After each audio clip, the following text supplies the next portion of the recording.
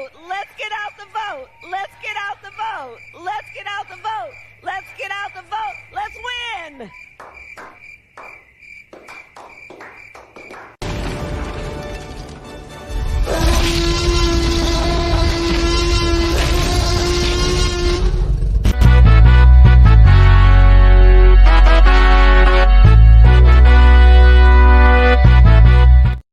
What is up, guys? Tyson Dela Cruz here. Thank you so much for rocking with me. We are less than 24 hours away from election night, and the energy is a-brewing. A lot of stuff has happened over the last couple hours across the intro webs. A lot of things are percolating. A lot of interesting dynamics are coming in. Shout out to everybody watching. Drop your comments down below. Smash the like button. We're going to go over the polling, and then we're also going to go over what's happening in some swing states, like Nevada, and we're going to see what's happening in Maricopa County. But before we jump into that, the internal polls for President Trump have him leading in every key battleground state. We are cautiously optimistic about a big victory tomorrow night. This is from the Trump team. Let's jump into that. Polls have President Trump leading in every single key battleground state. We are cautiously optimistic about a big victory tomorrow night as long as everyone turns out to vote. And we're seeing that people are turning out to vote. When you look at the early voting trends, President Trump and Republicans are leading these early voting trends in every single battleground state. And urban turnout is down compared to where it was in 2020. Female turnout for Kamala Harris is down compared to those that turned out early for Joe Biden in 2020 as well. So all signs point to a victory tomorrow night, but we're not taking our foot off the gas. President Trump has 4 rallies in battleground states today, and we need everyone to get out and vote. There is a lot of energy going on, specifically here in Nevada. Nevada is one of the key states that could determine the election. The interesting thing is with Nevada, mail-in ballots that are post dated could take up to 4 days to be counted. I'm going to give you guys some different views, both from leftist bias media and from right side media. John King at the Magic Wall, as Kamala Harris and Donald Trump will make their final pitch to voters. John, I want to start with a flashback. 2016, the first time Donald Trump was on any ballot, it was the day before. Here's what happened. For 98 days, she has led the race. That's why a lot of people, the technical people, the people who do this for a living, say it's not a Brexit situation. But that's what Donald Trump is counting on. If you're behind in the polls, you can defy them with a great operation. Donald Trump in many of these places is just counting on it being this huge, come out of the woodwork. As somebody who's watched him we all have, but I've, really studied his candidacy over the past year and a half, the ups and downs, that he's fallen off the discipline wagon. Turns out he's once again fallen off the discipline wagon, but will it matter? Oh, so here's the 2016 flashback. This is where we were on this day in 2016, where our projections had Hillary Clinton at 268, knocking on the door of 270 electoral votes in the White House. But look at this map. We had the blue wall leaning blue on that day, right? She lost all 3 of those to Donald Trump, which is why everybody at home, be prepared for anything to happen tomorrow, in the sense that you can be leading by a little bit. But we knew there was Trump movement at the end. The question was, she had led the race for so long. Was it enough to overcome? Well, it turned out on election day, it was enough to overcome. So where are we now? Right? We're in a much less clear situation, right? Let me just quickly do this. In 2020, we already had Joe Biden over the top. It was pretty clear from the data that Joe Biden was going to win the 2020 election the day before the election. We still had to wait for the count because of the pandemic complexities of the election, but it was pretty clear. And then again, you had to deal with the question, is Donald Trump surprising us again in 2020? And he did not. So here's where we are now. So the vice president, it's a modest lead, but she's had a consistent lead here. Modest lead, but a consistent lead here. That would get her there. This is why Pennsylvania is so important. This is why both candidates are spending so much time and have spent so much. And she's going to be there the entire day. Right. And she's going to the right places in terms of getting votes and stuff. Because look, if she holds these, doesn't mean she will. But she's had a modest, consistent lead in both of those states. If she holds these, that's enough. As long as she picks up Nebraska's 2nd congressional district where all the polling, so she's running strong. That's her easiest path. No path is easy. But that's the easiest path. If she doesn't win this, let's say Donald Trump wins that. How does Harris get there? Well, you have to win at least 2 more. And even these 2 wouldn't be enough. Let's say she did well out here. Those 2 aren't enough because they're not big enough in terms of how many electoral votes they have. That's why Pennsylvania is so prominent here. If you're Donald Trump, you think if you win Pennsylvania that you're going to do this again, right? That you're going to defy the polling again, and you're going to do this. Because almost always, except for I think it was 88 that they didn't vote together. They voted together since 1992. Yeah. They have voted, the 3 of them have voted together since 1992, including 2016 when they did this. In every other election, they have voted blue, which is why, again, will we know the winner here tomorrow night? Maybe not, but we might know the winners here. And so you see if they're sticking together or anything like that. But if you watch this play out, even if Donald Trump wins the blue wall, he still has to win somewhere else, right? But if you're winning the 3 of these, it's a pretty safe bet you're going to win at least 1 or 2 of those. We live in a pretty nationalized election climate. So that's why this one is so key, because it's 19, right? This is 16. That's 16. You think, well, that's only 3. But when you're trying to get to 270, if we have a, he wins 1, she wins 1, then you just get into this wild card race. I mean, it lets us, if Donald Trump were to win the whole blue wall, right?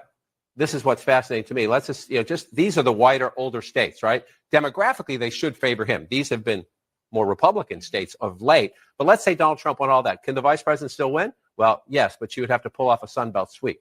You have to come across and just do the entire, come on for me there. She would have to do all the Sun Belt states, right? It would be a very different map, a map like we've never seen before. But 2020 was a map with Arizona and Georgia flipping like we've never seen before, right? Which is why, these are the 3 that most likely are going to decide, who goes to the dance, who gets 1600 Pennsylvania Avenue. Those are the 3 that likely to decide it. But again, we live in this crazy year where there's many different paths. There's many different ways to get there. And again, we could have a blow by blow, state by state, or somebody could sweep them like Biden did in 2020. We're just going to have to let the voters vote. Math. A couple things that, at least in my predictions, I don't necessarily agree with off the jump on that, but I wanted to give you guys both of these viewpoints here. Here is some interesting information out of Newsweek regarding these swing states. Let's jump into this. So tight eyes are on Arizona, one county there specifically that could quite literally decide who ends up becoming the next president of the United States. Maricopa County. You might call it the ultimate swing county. Now, if you remember, its long ballot counting process was the center of many unsubstantiated election claims in 2020. And election officials there say they do not want a repeat in that state. Our Rich McHugh, live in Maricopa County this morning with the very latest. Rich? Hi, guys. Good morning. So, as you say, this is the ultimate swing county, Maricopa County, Arizona. Ultimately, it's divided amongst Republicans, Democrats, and independents, almost a third for each. Security is the focus here. So today, the security, it's all heightened. I don't know if you can see behind me. I know we have some extra B-roll of it, but they now have security in place. There's concrete barriers surrounding the building, fences, black steel security fences. There will be tighter security outside, inside locked doors, behind locked doors. It's all in response to election night 2020 when protesters swarmed the ballot counting centers chanting, "Let us in." The sheriff here, Russ Skinner, says they have zero tolerance for that this time around. Take a listen. So it is concerning to see that this heightened sense of security, the questions, the national, even global attention that Maricopa County has seen. But I want you to rest assured that there has been immense planning for many, many years relative to this operation for democracy, to make sure that this community is safe, to make sure that those locations are safe, to make sure that we get those ballots back to McTech safely. Now, Skinner says he's going to be updating his security plan daily, if not hourly. Asked about whether he's going to have snipers on the building, he said he's not sure, but he may be using drones. Marky? Yeah, praying for peace and calm all day tomorrow. Rich McHugh, thank you so much, live from Maricopa County. Now, interestingly enough, in Maricopa County, Maricopa County officials just announced some bad news for Kamala Harris and the Democrats. 27,000 mail-in ballots arrived with mismatching signatures, and 15,000 have been cured, meaning that 12,000 ballots will not be counted unless they are cured. Mail-in voting is the Democrats' bread and butter method of voting. So let's jump into this, and then we're going to jump into the polls here. If you haven't smashed the like button yet, please kindly smash the like button. Approximately 1.4 million ballot packets. We have sent approximately 27,000 to curing so far. Now, what curing is that's the process by which we attempt to contact the voter if we cannot match the signature. We have cured about 15,000 so far out of that 27,000. We have until 5 calendar days after Election Day in order to cure as many of those as we can. Of those, approximately 1. So there you have it. I'm going to jump into what is occurring right now. So Polymarket is a betting platform. Now, as you can see, we have Trump in the lead at 58.3%, and then Kamala Harris at 41.9%. There was a slight dip for Donald Trump in the last couple days, and then as you can see, it's increasing as we speak. And this is probably going to be one of the most up to date in regards of betting for the presidential candidate. And as of a couple hours ago, it slightly has increased. Now, Nevada is an interesting state because if and when Nevada goes to Trump, just I want to reference back also to Maricopa County. I spoke to an individual who actually lives in Maricopa County, and he had stated that there was a lot of Trump turnout in Maricopa County. So I do see potentially Arizona turning red. So if Arizona turns red, that's 240 for Republicans and then 226 for Democrats. And then if we have Nevada turning red as well, that's 246. I honestly think that New York will stay blue. Pennsylvania, I think, will turn red also. So that's 265. And just like what that individual was mentioning earlier, North Carolina and Georgia are also in the toss-up, and then also Michigan as well. I do see a strong turnout. Imagine if North Carolina turned red, then that's 281.